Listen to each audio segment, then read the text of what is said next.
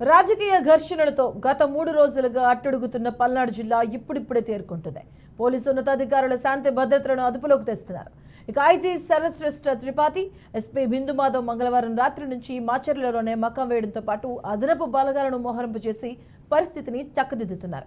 శాంతి భద్రతలు ఒకంత అదుపులోకి రావడంతో పట్టణ ప్రాంతాల్లో ఇప్పుడిప్పుడే చిరు వ్యాపారాలు తెరుచుకుంటున్నాయి. అల్లర్లు జరిగిన ప్రాంతాల్లో సాధారణ పరిస్థితులు నెలకొనే వరకు 144 సెక్షన్ అమల్లో ఉంటుందని ఎస్పీ బిందు మాధవ్ తెలిపారు. ఇక ప్రస్తుతం పల్నాడు జిల్లా ప్రధాన పట్టణాల్లో భారీగా పోలీసులు మోహరించారు. కొన్ని చోట్ల కొన్ని సంఘటనలు అవాంఛనీయ సంఘటనలు చోటు చేసుకోవడం జరిగింది. వీటన్నిటిలోనూ కేసెస్ రిజిస్టర్ చేశాం.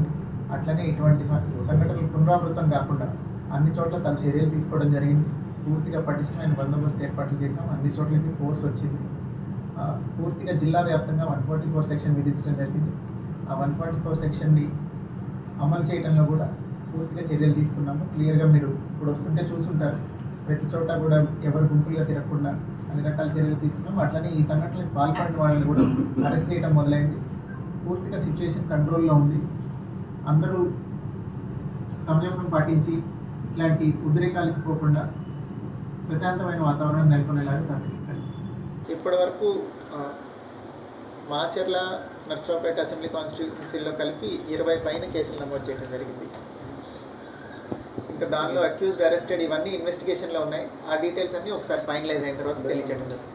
సార్ 144 సెక్షన్కి కర్ఫ్యూ లాగా వ్యవహరిస్తున్నారు సార్? లేదండి, అంటే షాప్లో సెక్షన్ అంటే మేము ఏమనలేదు. 3 కన్నా ఎక్కువ మంది చేరద్దు అంటుంటే వాళ్ళకి ఎవరు రావట్లేదు కదా, రోడ్ల మీద ఎవరు తిరగట్లేదని వాళ్ళు అంటే వ్యాపార సంస్థలు మూసేస్తున్నారు కదా సార్, పబ్లిక్ ఇబ్బంది అవుతున్నట్టుంది.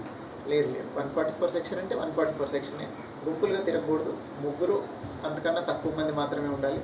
రోడ్ల మీద అన్నెసరీగా సంచరించకూడదు. ఇవి 144 సెక్షన్. ఇలాగే కొనసాగుతుంది. ప్రశాంతమైన వాతావరణం కంటిన్యూ అయ్యేలాగా